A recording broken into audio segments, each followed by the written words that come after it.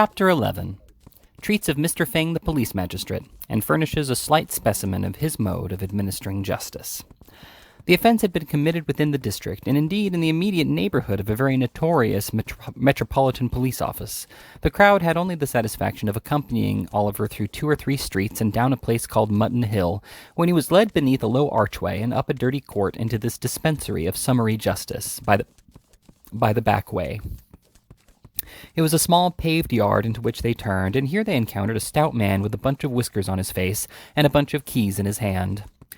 "What's the matter now?" said the man carelessly. "A young fogle hunter," replied the man who had Oliver in charge. "Are you the party that's been robbed, sir?" inquired the man with the keys. "Yes, I am," replied the old gentleman, "but I am not sure that this boy actually took the handkerchief. I'd rather not press the case." "Must go before the magistrate now, sir," replied the man. "His worship will be disengaged in half a minute. Now, young gallows." This was an invitation for Oliver to enter through a door which he unlocked as he spoke, and which led into a small stone cell. Here he was searched, and nothing being found upon him, locked up. This cell was in shape and size something like an area cellar, only not so light. It was most intolerably dirty, for it was Monday morning, and it had been tenanted since Saturday night by 6 drunken people. But this is nothing. In our station houses, men and women are every night confined on the most trivial charges, the word is worth noting, in dungeons, compared with which those in Newgate, occupied by the most atrocious felons, tried, found guilty, and under sentence of death, are palaces. Let any man who doubts this compare the two. The old gentleman looked almost as rueful as Oliver when the key was grated in the lock, and turned with a sigh to the book which had been the innocent cause of all this disturbance.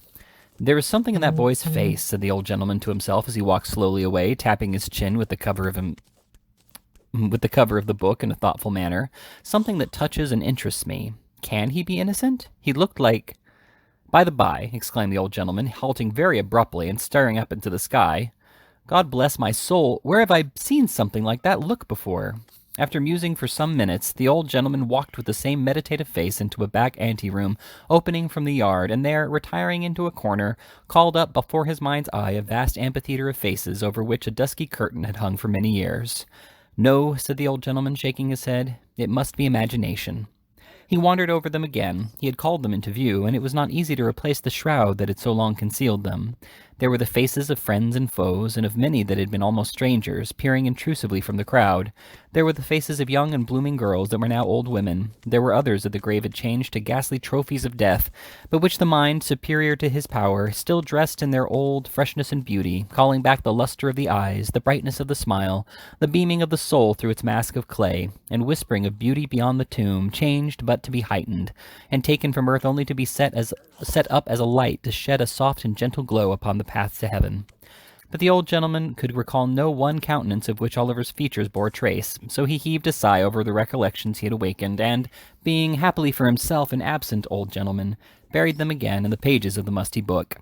He was roused by a touch on the shoulder and a request from the man with the keys to follow him into the office. He closed his book hastily and was at once ushered into the imposing presence of the renowned Mr. Fang. The office was a front parlor with a paneled wall. Mr. Fang sat behind a bar at the upper end, and on one side the door was a sort of wooden pen in which poor little Oliver was already deposited, trembling very much at the awfulness of the scene. Mr. Fang was a middle-sized man with no great quantity of hair, and what he had growing on the back and sides of his head.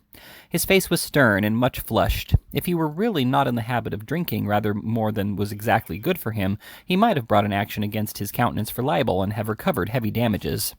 The old gentleman bowed respectfully, and advancing to the magistrate's desk, said, suiting the action to the word, "That is my name and address, sir." He then withdrew a pace or two, and with another polite and gentlemanly inclination of the head, waited to be questioned. Now, it so happened that Mr. Fang was at that moment perusing a leading article in a newspaper of the morning, adverting to some recent decision of his, and commending him for the 350th time to the special and particular notice of the Secretary of State for the Home Department. He was out of temper, and he looked up with an angry scowl. "Who are you?" said Mr. Fang. The old gentleman pointed with some surprise to his card. "Officer," said Mr. Fang, tossing the card contemptuously away with the newspaper, "who is this fellow?" "My name, sir," said the old gentleman, speaking like a gentleman, and consequently in strong contrast to Mr. Fang, "my name, sir, is Brownlow." Permit me to inquire the name of the magistrate who offers a gratuitous and unprovoked insult to a respectable man under the protection of the bench." Saying this, Mr. Brownlow looked round the office as if in search of some person who would afford him the required information. "Officer," said Mr. Fang, throwing the paper on one side, "what's this fellow charged with?" "He's not charged at all, your worship," replied the officer. "He appears against the boy, your worship." His worship knew this perfectly well, but it was a good annoyance, and a safe one. "Appears against the boy, does he?" said Fang, surveying Mr. Brownlow contemptuously from head to foot. "Swear him." "Before I am sworn, I must beg to say one word," said Mr. Brownlow, "and that is that I never, without actual experience, could have believed—" "Hold your tongue, sir," said Mr. Fang peremptorily. "I will not, sir," replied the spirited old gentleman. "Hold your tongue this instant, or I'll have you turned out of the office," said Mr. Fang. "You're an insolent, impertinent fellow. How dare you bully a magistrate?" "What?" exclaimed the old gentleman, reddening. "Swear this person," said Fang to the clerk. "I'll not hear another word. Swear him." Mr. Brownlow's indignation was greatly roused, but reflecting that he might only injure the boy by giving vent to it, he suppressed his feelings and submitted to be sworn at once. "Now," said Fang, "what's the charge against this boy? What have you got to say, sir?" "I was standing at a bookstall," Mr. Brownlow began. "Hold your tongue, sir," said Mr. Fang. "Policeman, where's the policeman? Here, swear this man. Now, policeman, what is this?" The policeman, with becoming humility, related how he had taken the charge, how he had searched Oliver and found nothing on his person, and how that was all he knew about it. "Are there any witnesses?" inquired Mr. Fang. "None, your worship," replied the policeman. Mr. Fang sat silent for some minutes, and then, turning round to the prosecutor, said in a towering passion, "Do you mean to state what your complaint against this boy is, fellow, or do you not? You have been sworn. Now, if you stand there refusing to give evidence, I'll punish you for disrespect to the bench. I will, by what or by whom, nobody knows, for the clerk and jailer coughed very loud just at the right moment, and the former dropped a heavy book on the floor, thus preventing the word from being heard accidentally, of course. With many interruptions and repeated insults, Mr. Brownlow contrived to state his case. Observing that, in the surprise of the moment, he had run after the boy because he saw him running away, and expressing his hope that, if the magistrate should believe him, although not actually the thief, to be connected with thieves, he would deal as leniently with him as justice would allow. "He has been hurt already," said the old gentleman in conclusion, "and I fear," he added with great energy, looking towards the bar, "I really fear that he is very ill." "Ah, yes, I dare say," said Mr. Fang with a sneer. "Come, none of your tricks here, you young vagabond. They won't do. What's your name?"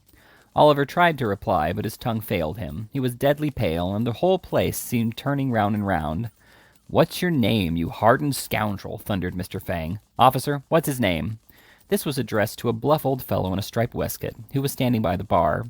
He bent over Oliver and repeated the inquiry, but finding him really incapable of answering the question, and knowing that his not replying would only infuriate the magistrate the more, and add to the severity of his sentence, he hazarded a guess. "He says his name's Tom White, your worship," said this kind-hearted thief-taker. "Oh, he won't speak out, won't he?" said Fang. "Very well, very well. Where does he live?" "Where he can, your worship," replied the officer, again pretending to receive Oliver's answer. "Has he any parents?" inquired Mr. Fang. "He says they died in his infancy, your worship," replied the officer, hazarding the usual reply. At this point of the inquiry, Oliver raised his head and, looking round with imploring eyes, murmured a feeble prayer for a draught of water. "Stuff and nonsense," said Mr. Fang. "Don't try to make a fool of me." "I think he really is ill, your worship," remonstrated the officer. "I know better," said Mr. Fang. "Take care of him, officer," said the old gentleman, raising his hands instinctively. "He'll fall down." "Stand away, officer," cried Fang savagely. "Let him, if he likes." Oliver availed himself of the kind permission and fell heavily to the floor in a fainting fit. The men in the office looked at each other, but no one dared to stir. "I knew he was shamming," said Fang, as if this were incontestable proof of the fact. "Let him lie. He'll soon be tired of that." "How do you propose to deal with the case, sir?" inquired the clerk in a low voice. "Summarily," replied Mr. Fang. "He stands committed for 3 months. Hard labor, of course. Clear the office." The door was opened for this purpose, and a couple of men were preparing to carry the insensible boy to his cell, when an elderly man of decent but poor appearance, clad in an old suit of black, rushed hastily into the office and advanced to the bench. "Stop! Stop! Don't take him away! For goodness' sake, stop a moment!" cried the newcomer, breathless with haste. Although the presiding geniuses in such an office of this exercise a summary and arbitrary power over the liberties, the good name, the character, almost the lives of His Majesty's subjects, especially of the poorer class, and although within such walls enough fantastic tricks are daily played to make the angels weep thick tears of blood, They are closed to the public, save through the medium of the daily press. Mr. Fang was consequently not a little indignant to see an unbidden guest enter in such irreverent disorder. "What is this? Who is this? Turn this man out. Clear the office," cried Mr. Fang. "I will speak," cried the man. "I will not be turned out. I saw it all. I keep the bookstall. I demand to be sworn. I will not be put down. Mr. Fang, you must hear me. You dare not refuse, sir." The man was right. His manner was bold and determined, and the matter was growing rather too serious to be hushed up. "Swear the fellow," growled Fang with very ill grace. "Now, man, what have you got to say?" "This," said the man. "I saw 3 boys, 2 others and the prisoner here, loitering on the opposite side of the way when this gentleman was reading. The robbery was committed by another boy. I saw it done, and I saw that this boy was perfectly amazed and stupefied by it." Having by this time recovered a little breath, the worthy bookstall keeper proceeded to relate in a more coherent manner the exact circumstances of the robbery.